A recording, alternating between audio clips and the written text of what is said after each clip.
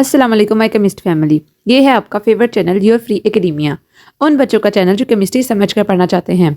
रट्टे वालों के लिए है कोई और चैनल। सब बोलें 10 time my passion my chemistry. Now study time starts. Okay बच्चों, कल के लेक्चर में हम चैप्टर नंबर 4 के एनालिटिकल क्वेश्चंस देखे थे और साथ साथ हमने गेस्ट पेपर देखे थे 2024 के हवाले से। आज हम स्टार्ट करेंगे चैप्टर नंबर 5। सबसे पहले मैं आपको चैप्टर नंबर 5 में से बताऊंगी कि किस तरह हमने एनालिटिकल क्वेश्चंस को फिल्टर आउट करना है, कैसे हमने चूज करने हैं। उसके बाद हम जो मोस्ट रिपीटेड क्वेश्चन आए हैं पास्ट पेपर में उनको देखेंगे। तो बच्चों स्टार्ट करते हैं अपना चैप्टर। लेक्चर से करने से पहले मैं आप सबसे रिक्वेस्ट करती हूँ कि वीडियो को लाइक करें, एक अच्छा सा कमेंट करें, चैनल को लास्ट में सब्सक्राइब करें और बेल आइकन का भी प्रेस करें ताकि नए आने वाली वीडियो आप तक फौरन पहुंच जाए। ओके बच्चों, सबसे पहले तो हमारे पास जनरली इंट्रोडक्शन है कि फिजिकल स्टेट्स ऑफ मैटर कितनी होती हैं और उनकी क्या क्या प्रॉपर्टीज़ हैं। अगर आपसे उन्होंने शॉर्ट क्वेश्चन में पूछ लिया कि what are solid, what are liquid and what are gases, तो आप इस पैराग्राफ में से चूज करके लिख सकते हो कि सॉलिड्स क्या होती हैं, वो कैसी प्रॉपर्टी शो करते हैं, गैसेस कैसी होती हैं, वो क्या प्रॉपर्टी शो करती हैं। ठीक है, तो ये पैराग्राफ इस पॉइंट ऑफ व्यू से बहुत इंपॉर्टेंट है और साथ साथ एमसीक्यूज के हवाले से बहुत इंपॉर्टेंट है। बेसिकली इस तरह के जो चैप्टर्स होते हैं ना स्टेट्स ऑफ मैटर के या फिर डिफरेंट, जिसके अंदर आपको डिफरेंट टाइप्स दिए होते हैं, उन्होंने इस तरह के क्वेश्चन देने होते हैं इस चैप्टर में से कि आपको 3 ऑप्शन में से उन्होंने चूज करना होता है कि बेस्ट ऑप्शन कौन सा है। मीन्स के इंटरमोलेकुलर फोर्सेस जो हैं वो किन हमारे पास स्टेट्स ऑफ मैटर के अंदर सबसे ज़्यादा अच्छी होती हैं, सॉलिड्स के अंदर, लिक्विड्स के अंदर, गैसेस के अंदर। और इसके अलावा अगर डिफ्यूजन की प्रॉपर्टी है तो डिफ्यूजन की प्रॉपर्टी किन तीनों स्टेट्स के अंदर, सॉलिड, लिक्विड और गैस में से किसके अंदर सबसे अच्छी होगी, कौन सबसे जो फिजिकल स्टेट ऑफ मैटर है वो सबसे अच्छी डिफ्यूजन की प्रॉपर्टी शो करेगी। तो बेसिकली इस तरह आपने इन कंपैरिजन चलना होता है इस तरह के क्वेश्चंस के अंदर। ठीक है, तो सबसे पहले हम देखते हैं गैसियस स्टेट के टिपिकल प्रॉपर्टीज, डिफ्यूजन और इफ्यूजन के बारे में। ठीक है, डिफ्यूजन क्या है और इफ्यूजन क्या है। अब यहाँ पर उन्होंने लिखा हुआ है for example H two diffuse 4 time faster than O2 gas. तो बच्चों मैंने आपको पहले बताया था कि ये डिपेंड करता है इनकी डेंसिटी के ऊपर। ठीक है, डेंसिटी का मैंने आपको ग्राहम्स लॉ ऑफ डिफ्यूजन के हवाले से मैंने आपको समझाया था किस तरह हम इसको देखेंगे कि अगर हमारे पास गैस जो होगी उसकी डेंसिटी ज़्यादा होगी तो उसके ऊपर, उसकी डिफ्यूजन के ऊपर क्या इफेक्ट होगा। तो आप ये लेक्चर देख सकते हो, मैं डिस्क्रिप्शन के अंदर पूरे चैप्टर का लिंक डाल दूंगी, तो आप वहाँ से देख लेना। ठीक है, और उसके बाद अब जो इफ्यूजन की प्रॉपर्टीज है, इफ्यूजन जो होगा वो ऑपोजिट होगा किस चीज़ के, डिफ्यूजन के। ठीक है, तो आपने इन सब चीज़ों को देख लेना है। उसके बाद प्रेशर, मोस्ट इंपॉर्टेंट डेफिनेशन है प्रेशर की कि प्रेशर क्या होता है, इसकी यूनिट क्या है हमारे पास। ठीक है, और ये मोस्ट इंपॉर्टेंट क्वेश्चन है कि बैरोमीटर को हम किससे यूज़ करते हैं और मैनोमीटर को किससे यूज़ करते हैं। ये बाज़ दफ़ा एमसीक्यूज में भी आ जाता है और शॉर्ट का चांस में भी आ जाता है। ठीक है, देन बच्चों आता है हमारे पास standard atmospheric pressure. Standard atmospheric definition most important है। ठीक है, अब यहाँ पर देखो ये वाला जो इन्होंने पोर्शन लिखा हुआ है जिसके इन्होंने लिखा है 1 ATM is equal to 760 millimetre of एटी। ये आपने सारा याद रखना है। ठीक है, सिर्फ एक नहीं याद रख लेना, क्योंकि ये सारी एक ATM है वो इनडायरेक्टली 101.325 के पास्कल के इक्वल है। ठीक है, तो एक ATM इसके बराबर भी है, इसके बराबर भी है, इसके बराबर भी है। ठीक है, तो ये आपने सारी याद रखनी है वैल्यूज। ठीक है बच्चों, देन हमारे पास कंप्रेसिबिलिटी है। ये ज़्यादातर बेसिकली इस के जो चैप्टर्स होते हैं ना, ये होते हैं आपके कॉन्सेप्ट के ऊपर बेस्ड। ठीक है, अब आपको पता है कि कंप्रेसिबिलिटी गैसेस की क्यों होती है हमारे पास, क्योंकि उनके दरमियान एम्प्टी स्पेस ज़्यादा होती हैं। जिस चीज़ के दरमियान एम्प्टी स्पेस ज़्यादा होंगी वो जल्दी क्या हो जाएगी, कंप्रेस हो जाएगी। इससे तो हमारे पास जो गैस सिलेंडर होता है उसके अंदर इतनी ज़्यादा हम गैस डाल लेते हैं और उसको यूज़ करते हैं, इसलिए क्योंकि उनके ऊपर कंप्रेसिबिलिटी जो होती है फैक्टर अप्लाई हो जाता है। देन हमारे पास मोबिलिटी का आ सकता है। देन हमारे पास है डेंसिटी ऑफ गैसेस के बारे में। डेंसिटी ऑफ गैसेस बच्चों मोस्ट इंपॉर्टेंट है, क्योंकि यहाँ पर उन्होंने कंपेरिजन दिया आपको लिक्विड के साथ। ठीक है, लिक्विड और गैसेस का कंपैरिजन दिया इस पैराग्राफ के अंदर, तो आपने इसको लाजमन पढ़ लेना। ठीक है, वो आपसे पूछ सकते हैं इस चीज़ के बारे में कि जो गैसेस होती हैं वो क्यों अपनी डेंसिटीज को डिफरेंटली शो करती हैं दैन दैट ऑफ लिक्विड्स, और उनके यूनिट्स क्यों डिफरेंट होते हैं। ये मैंने आपको करवाया भी हुआ है और ये पास्ट पेपर में बहुत बार आया, तो आप इसको देख लेना। ठीक है बच्चों, देन टेस्ट योर सेल्फ लाजमन करनी है। टेस्ट योर सेल्फ जो कन्वर्ट द फॉलोइंग है, ये अक्सर एमसीक्यूज में भी आ जाते हैं। ठीक है, एमसीक्यूज में भी आ जाते हैं, शॉर्ट में भी आ जाते हैं और लॉन्ग में भी आ जाते हैं। ठीक है, उन्होंने एक क्वेश्चन के लिए 4 से 5 उन्होंने ऑप्शन बनाए होते हैं, तो आपको वो सोल्व करने होते हैं। ठीक है, तो आपने इसको लाजमन करना है। देन बच्चों आता है हमारे पास लॉज रिलेटेड टू गैस। सबसे पहले आता है बोयज लॉ। बोयज लॉ के अंदर सबसे पहले आपने याद रखना है कि किस ईयर में इसको दिया गया था, कि कौन सा ईयर था जब ये इंट्रोड्यूस करवाया गया था और किसने हमारे पास दिया था। ये लॉन्ग क्वेश्चन है और ये बहुत बार आया हुआ है। ठीक है, तो आपने इसको अच्छी तरह याद करना है, इसकी मैथमेटिकल कैलकुलेशन सब कुछ इसका याद रखना है, मैंने अच्छी तरह आपको समझाया हुआ है। ठीक है, अगर आपने वीडियो नहीं देखी तो लास्ट में वीडियो देख लो। ठीक है, उसके बाद हमारे पास रॉबर्ट बॉयल के बारे में थोड़ा सा इंट्रोडक्शन है, इसको भी आपने जनरली पढ़ लेना है। ठीक है, एक्सपेरिमेंटल वेरिफिकेशन मोस्ट इंपॉर्टेंट है। अब यहाँ से एनालिटिकल क्वेश्चन अगर बनेगा तो कैसे बनेगा, अब यहाँ से वो ऐसे देख सकते हैं आपको कि अगर जो गैस है, ठीक है, वो पहले 2 ATM थी, उसके बाद उसका जो वॉल्यूम था 1 ADM क्यूब था। ठीक है, बाद में उसका 6 ATM हुआ, हमने प्रेशर कर दिया और जो उसका वॉल्यूम था वो 0.33 DM क्यूब हो गया। तो आपसे वो पूछ सकते हैं कि इसके ऊपर कौन सा फॉर्मूला या कौन सा लॉ जो होता है वो अप्लाई हो रहा है। ठीक है, तो आपने क्या करना, जनरली इन दोनों को मल्टीप्लाई कर देना है। ठीक है, जो आंसर आएगा, अगर तो आपके पास जो प्रेशर होगा वो सेम आएगा। ठीक है, हमने बॉयज़ के अंदर क्या पढ़ा था कि हमारे पास P1 V1 is equal to P2 V2। ठीक है, ये बराबर होगा, तो इसका मतलब क्या होगा कि हमारे पास यहाँ पर बॉयज़ लॉ एप्लीकेबल होगा, यहाँ पर लिखा होगा। ठीक है, since pressure is increase of ATM to 18% when volume of the gas is increase to 0.25 ATM, तो उनका जो प्रोडक्ट होगा वो हमारे पास क्या हो गया, वो सेम हो गया। तो अगर वो सेम होगा तो हमारे पास क्या हुआ, वहाँ पर बॉयल्स लॉ एप्लीकेबल हुआ। तो आपने अच्छी तरह देख लेना। देन हमारे पास बच्चों ये आता है डू यू नो के अंदर यहाँ पर उन्होंने सिस्टोलिक और डायस्टोलिक प्रेशर के बारे में बताया हुआ है। ठीक है, और हाइपरटेंशन के बारे में थोड़ा सा बताया। इसको मैं थोड़ा सा आपको एक्सप्लेन कर देती हूँ ताकि आपके जनरली आपका थोड़ा सा इसके बारे में ओवरव्यू हो जाए। ओके बच्चों, यहाँ पर उन्होंने बताया है कि हमारे पास ब्लड प्रेशर को हम किस तरह मेजर कर सकते हैं। सबसे पहले तो आपको देना है ब्लड प्रेशर क्या होता है। बेसिकली ब्लड प्रेशर क्या होता है कि आपके आर्टरीज और वेन्स के अंदर ब्लड का जो प्रेशर होता है वो इंक्रीज कर जाता है। इस चीज़ को कहा जाता है ब्लड प्रेशर। ठीक है, ब्लड का प्रेशर होना। ठीक है, उसके बाद इसको कैसे रिपोर्ट किया जाता है, 120/80। जो अपर साइड होता है 120 होता है। ठीक है, इसको कहा जाता है कि ये जो प्रेशर होता है ये हमारा हार्ट जो होता है पंप कर रहा होता है ब्लड। जितनी रेट के ऊपर ये ब्लड का हार्ट जो होता है ब्लड पंप करता है उसको हम कहते हैं सिस्टोलिक प्रेशर। और जब हार्ट जो होता है वो अपनी रेस्टिंग पोजीशन पे आता है, मींस क्या वो पंप नहीं कर रहा ब्लड, तो उसको हम कहते हैं डायस्टोलिक।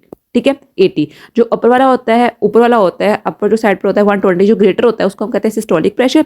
और जो लोअर होता है जो थोड़ी वैल्यू के अंदर होता है उसको हम कहते हैं डायस्टोलिक प्रेशर। ठीक है, उसको तो उन्होंने बताया कि हाइपरटेंशन क्या होती है।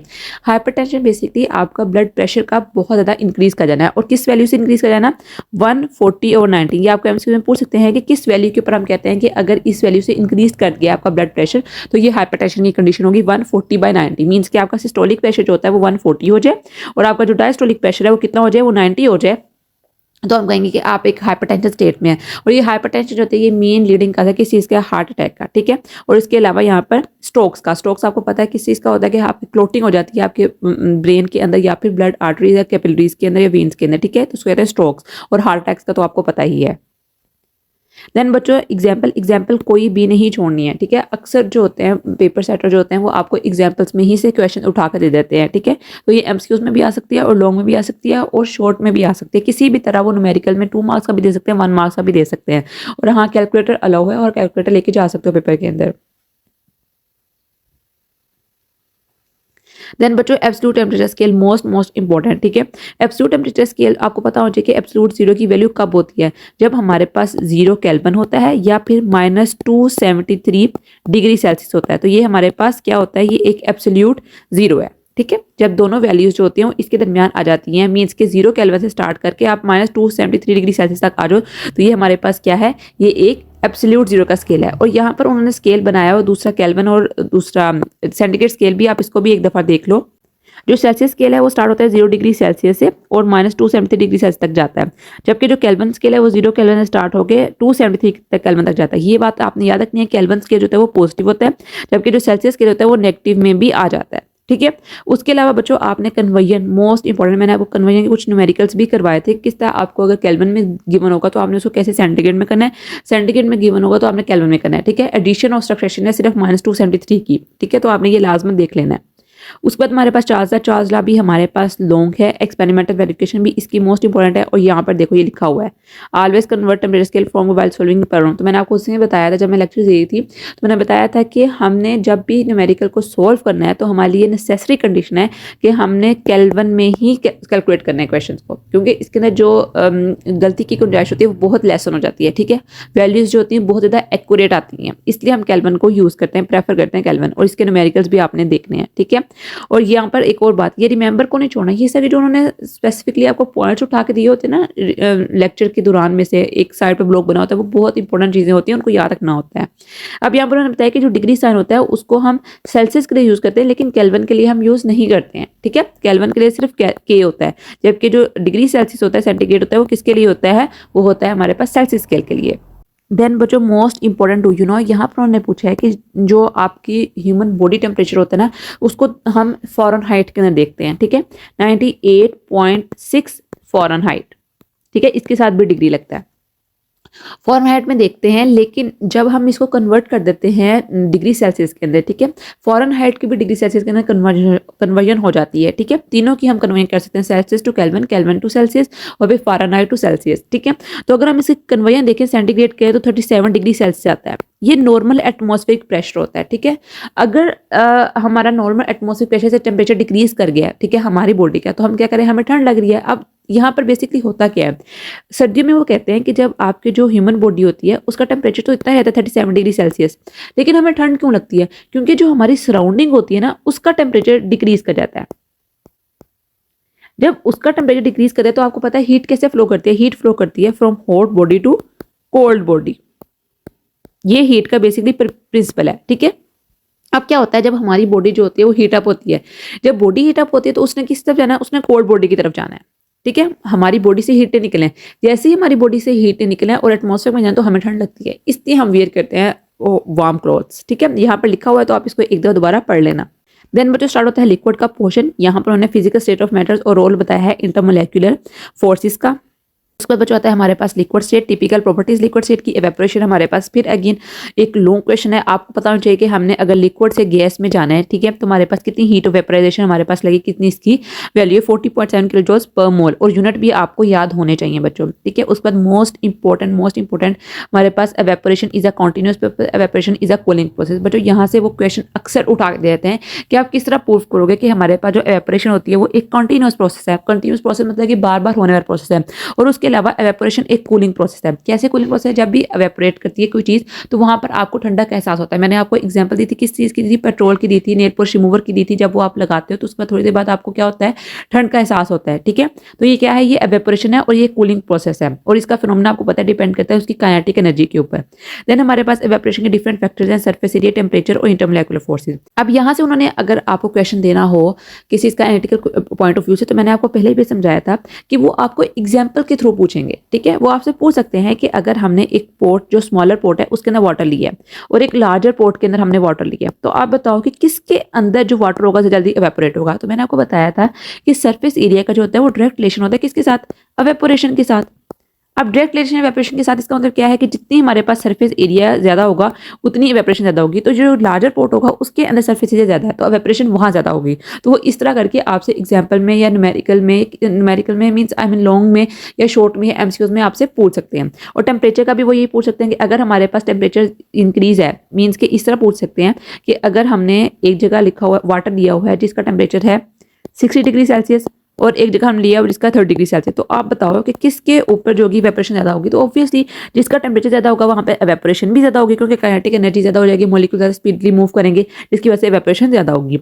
और इंटरमोलेक्युलर फोर्सेस के भी सेम इस तरह आपसे कोई भी एग्जाम्पल पूछ सकते हैं। यहाँ पर आपको अल्कोहल की दी हुई है, ठीक है, अल्कोहल और वाटर का कंपेरिजन करके। देन बच्चों हमारे पास वेपरेशन आता है, तो आपको पता चाहिए कि वेपराइजेशन क्या होती है और कंडेंसेशन क्या होती है। मैंने आपको इसकी डेफिनेशन लिखवाई हुई है, आप वीडियो में देख लेना, ठीक है। उसके बाद उन्होंने इसके भी सेम इस तरह nature of liquid, size of molecules and temperature, most important बच्चों साइज ऑफ मॉलिक्यूल्स। अब देखो यहाँ पर उन्होंने एग्जांपल दिया हाइड्रोकार्बन्स की, C6H14 की और C10H22 को। उन्होंने पूछा है कि इसमें से किस तरह साइज ऑफ मॉलिक्यूल्स जो होता है वो अफेक्ट करता है वेपर प्रेशर को। तो आपको पता होना चाहिए कि किस तरह जो स्मॉल साइज मॉलिक्यूल्स होते हैं वो क्या करते हैं, वो जल्दी वेपोरेट कर जाते हैं, उनका साइज स्मॉल होता है वो जल्दी वेपोरेट कर जाते हैं, और इसकी वजह से वो क्या करते हैं, एक्सर्ट करते हैं ज्यादा वेपर प्रेशर, ठीक है। आपको पता होना चाहिए कि स्मॉल साइज का वेपोरेशन के साथ तो डायरेक्ट रिलेशन है, लेकिन इन रिटर्न उसका इनवर्स रिलेशन है किसके साथ, वेपर प्रेशर के साथ, ठीक है। देन बच्चों टेम्परेचर के बारे में बताया कि टेम्परेचर 0 डिग्री सेल्सियस होगा तो वेपर प्रेशर कितना होगा, टेम्परेचर कितना होगा उसके बाद, और वेपर प्रेशर कितना होगा, ये तो आप इसको याद कर सकते हो। 100 के ऊपर याद कर लो, क्योंकि जब 100 के ऊपर बॉइलिंग पॉइंट होता है तो हमारे पास वेपर प्रेशर कितना होता है, 760 बराबर होता है स्टैंडर्ड एटमॉस्फेरिक प्रेशर के। देन हमारे पास आता है बॉइलिंग पॉइंट। बॉइलिंग पॉइंट के मोस्ट इंपॉर्टेंट ग्राफ, ठीक है, ये लॉन्ग में भी आ सकता है और शॉर्ट में भी आ सकता है, वो बता सकते पूछ सकते हैं आपसे। मैंने शॉर्ट का चांस में भी लिखा हुआ है, वहां से भी देख लेना, रख लेना अपने पास मोबाइल के अंदर, मैं व्हाट्सएप चैनल के ऊपर शेयर कर दूंगी सब चीजें, ठीक है। तो पूछ सकते हैं कि वेपर प्रेशर का और टेम्परेचर का आपस में क्या लिंक है, और साथ आपको पता है ये बॉइलिंग कर्व है हमारे पास, ठीक है। वाटर जो होता है वो बॉयल करता है किसके ऊपर, 100 डिग्री सेल्सियस के ऊपर, अल्कोहल 78 डिग्री सेल्सियस के ऊपर, और ईथर 34.6 डिग्री सेल्सियस के ऊपर। कब, जब 760 जो होता है हमारे पास वेपर प्रेशर अचीव हो जाता है। देन हमारे पास सेम इस तरह nature of liquid, intermolecular force, external pressure, इसके पॉइंट भी आपने इसी ही तरह देखनी जिस तरह मैंने आपको समझाए हैं। देन बच्चों आता है हमारे पास फ्रीजिंग पॉइंट। ये वैल्यू इतनी इंपॉर्टेंट नहीं है, लेकिन आपको फ्रीजिंग पॉइंट की निस्बत आपको ये बॉइलिंग पॉइंट ज़्यादा जल्दी आना चाहिए। अब वाटर का जो फ्रीजिंग पॉइंट है वो 0 0 होता है, और जब 0.0 मीन 0 डिग्री सेल्सियस के ऊपर वाटर जो होता है वो फ्रीज करता है, जबकि बॉयल करता है 100 डिग्री सेल्सियस के ऊपर, ठीक है। इनमें से आप एक दो कर लो तो ठीक है चल जाएगा। देन हमारे पास डिफ्यूजन का आपको पता है प्रिंसिपल जो होता है वो लिक्विड्स के अंदर भी अच्छी तरह होता है देन दैट ऑफ सॉलिड्स। अब इसकी प्रॉपर्टीज भी आप याद कर लो, शॉर्ट में आ सकता है। देन हमारे पास अगेन डेंसिटी का topic, density most important topic है बच्चों, ये लॉन्ग में भी आ सकता है। वो कह सकते हैं आपको कि आप बताएं कि किस तरह डेंसिटी जो होती है वो लिक्विड और गैसेस की होती है, डिफरेंशिएट करती है और किन किन पॉइंट्स के ऊपर वो डिपेंड करती है। देन मोस्ट इंपॉर्टेंट सॉलिड रहता है, इसकी मेल्टिंग पॉइंट और रिजिडिटी बहुत इंपॉर्टेंट है, ठीक है। आपको पता है मेल्टिंग पॉइंट क्या होता है, सॉलिड बहुत हाई टेम्परेचर के ऊपर मेल्ट करते हैं, क्यों? क्योंकि उनके ऊपर जो मॉलिक्यूल्स होते हैं बहुत ज़्यादा आपस में क्लोज होते हैं, रिजिड होता है उनका स्ट्रक्चर, जिस वजह से ज़्यादा हीट देनी पड़ती है कि वो मेल्ट करें या बॉयल करें। देन हमारे पास इनकी डेंसिटी मोस्ट इंपॉर्टेंट कि आपको पता होनी चाहिए कि डेंसिटी एल्यूमिनियम कितनी है, आयरन कितनी है और गोल्ड की कितनी है। Types of solid most important amorphous solid and crystalline solid. यहाँ पर बच्चों आपको वो किससे एनालिटिकल क्वेश्चन पूछेंगे, आपको वो कोई भी एग्जांपल दे देंगे और पूछेंगे, चूज करेंगे, आप चूज करो इसमें से क्रिस्टलाइन सॉलिड कौन सा है और अमोर्फस सॉलिड कौन सा है। तो इसकी आपको सारी एग्जांपल करनी पड़ेगी, एक दो एग्जांपल नहीं करनी है, ठीक है। उसके अलावा आपसे पूछ सकते हैं कि अमोर्फस सॉलिड जो होते हैं वो किस तरह शार्प मेल्टिंग पॉइंट देते हैं, नहीं देते हैं, क्यों नहीं देते हैं, ठीक है। क्रिस्टलाइन सॉलिड देते हैं, क्यों नहीं देते हैं, ये सारी चीज़ें इसके अंदर है, ठीक है। आपको रीजनिंग आनी चाहिए हर एक चीज़ की। देन बच्चों एलोट्रोपी मोस्ट इंपॉर्टेंट, लॉन्ग भी है और शॉर्ट भी है, ठीक है। आपको सारी इसकी एग्जाम्पल्स आनी चाहिए। देन हमारे पास ट्रांजिशन टेम्परेचर का कॉन्सेप्ट मोस्ट इंपॉर्टेंट है, ठीक है। आपको पता होना चाहिए कि अगर 96 डिग्री सेल्सियस से कम टेम्परेचर होगा तो जो सल्फर की होगी वो रोम्बिक स्टेट एग्जिस्ट करेगी, और 96 डिग्री सेल्सियस टेम्परेचर हाई होगा तो वो मोनोक्लिनिक स्टेट एग्जिस्ट करेगी। सारे के सारे ट्रांजिशन टेम्परेचर्स आपको आने चाहिए, ठीक है। किसी से भी पूछ सकते हैं और लॉन्ग में भी आ सकते हो, आपको करने हैं हर हाल में। देन अगर आपसे एनालिटिकल क्वेश्चन इसमें से पूछे तो कैसे बनेंगे, वो पूछ सकते हैं आपसे कि अगर तो जो फॉस्फोरस होगा वो 250 डिग्री सेल्सियस से ज़्यादा टेम्परेचर पे होगा, मीन्स कि उसका टेम्परेचर होगा 250 डिग्री सेल्सियस 260 डिग्री सेल्सियस होगा, तो वो किस स्टेट के ऊपर एग्जिस्ट कर रहा होगा। तो आपको पता चाहिए कि वो कलर जो होगा वो हमारे पास रेड कलर देगा, और इससे अगर लेस होगा तो व्हाइट कलर देगा। सेम इस तरह टीन के बारे में बताया कि टीन ग्रे जो होगा वो क्यूबिक होगा, जबकि टीन जो व्हाइट होगा वो टेट्रागोनल होगा, और किस टेम्परेचर के ऊपर 13.2 डिग्री सेल्सियस के ऊपर। तो अभी आपको पता होना चाहिए।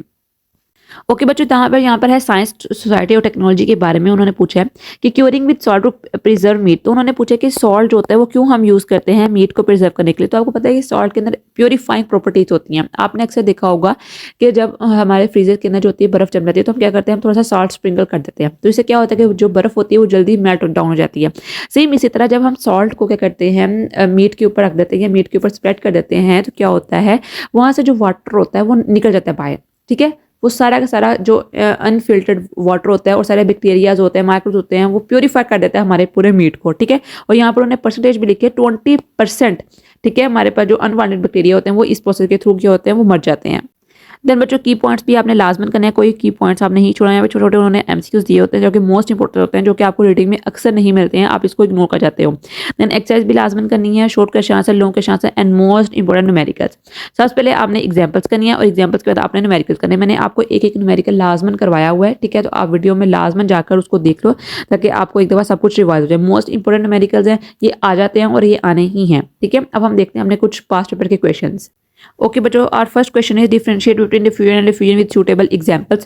Second question is why density of gas and liquids are measured in different units. Define standard atmospheric pressure and how, its unit, how it is related to Pascal. मैंने अभी आपको बताया कैसे करना है उसको। Define Boyle's and Charles with mathematical calculation. तो आपने दोनों के इसको याद रखना है और आपको mathematical calculation भी इसकी आनी चाहिए। Then हमारे पास define absolute zero. Absolute zero को बताना है किसने इसको दिया था, और इसके ग्राफ भी आपने जो स्केल है वो भी ड्रॉ करना है, ठीक है। और ये भी बताना है कि इसकी हम कैसे कन्वर्जन कर सकते हैं absolute zero की, ठीक है। देन हमारे पास define boiling point and freezing point. अब इसके अंदर boiling point, freezing point, melting point, ये सारे इसके अंदर आ जाते हैं, ठीक है। देन हमारे पास define term allotropy with examples, तो हमने सूटेबल एग्जांपल्स भी साथ देनी है। How will you rate boiling point, vaporisation and temperature. मैंने अभी आपको ग्राफ बताया था कि किस तरह बॉइलिंग हमारे पास होती है, वाटर की या ईथर की या अल्कोहल की, ठीक है। तो ये इसके ऊपर ये आना है। देन हमारे पास है what is वेपरेशन, explain the effect of temperature on वेपरेशन। तो ये इफेक्ट सिर्फ एक का लिखा टेम्परेचर का, तो वो किसी का भी इफेक्ट आपसे पूछ सकते हैं, ठीक है। थ्रू एग्जाम्पल्स भी पूछ सकते हैं, किसी दो आपको उन्होंने कोई मॉलिक्यूल्स दिए हो, कोई सब्सटेंसेस दिए हो और बताएं कि आपसे पूछेंगे कि बताएं कि इसके अंदर किसका वेपरेशन ज्यादा होगा। तो ये आपने खुद फिगर आउट करना है कि किसका वेपरेशन ज्यादा होगा according to your concepts. Then हमारे पास है define amorphous and crystalline solid, give an example. Then हमारे पास ट्रांजिशन टेम्परेचर, एवेपोरेशन, कंडेंसेशन। तो मैंने आपको सारी डेफिनेशन करवाई है, डिटेल से करवाई है विद एग्जांपल्स, ठीक है बच्चों। ये सारी चीज़ें मैं अपने व्हाट्सएप चैनल के ऊपर शेयर कर दूंगी, तो आप वहाँ से भी देख सकते हो। तो बच्चों आज के लिए इतना ही। आई होप सो कि आपको अच्छी तरह समझ आ गई होगी कि हमने किस तरह अपने चैप्टर नंबर 5 की प्रिपरेशन करनी है। और बेस्ट ऑफ लक बच्चों, कल मिलते हैं एक नए लेक्चर वीडियो के साथ। तब तक के लिए फी अमानिल्लाह।